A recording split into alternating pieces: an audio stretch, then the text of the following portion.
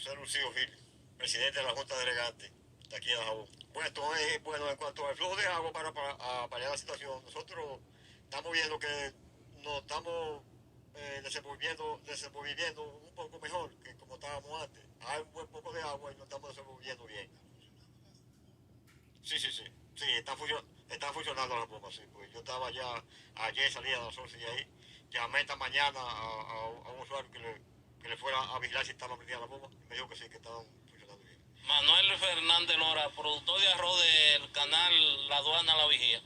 Darle primeramente las gracias a Dios, a usted y al presidente de la República por preocuparse por los productores de esta zona, ya que estábamos casi en pérdida, pero el presidente puso los oídos en el corazón del pueblo.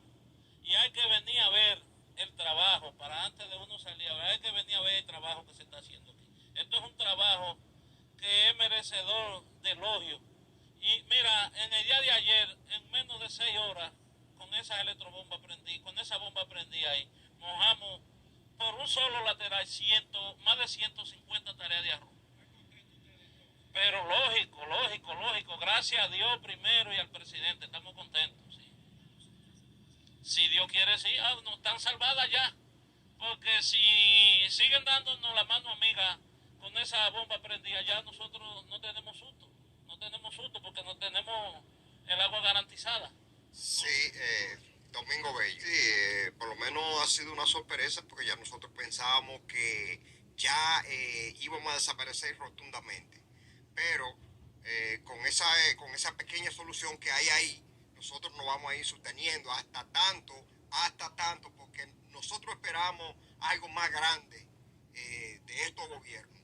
Lo esperamos, que es la construcción de la presa, que nosotros también la necesitamos y sería un golpe también fuerte para que Haití entienda que lo malo no se puede hacer.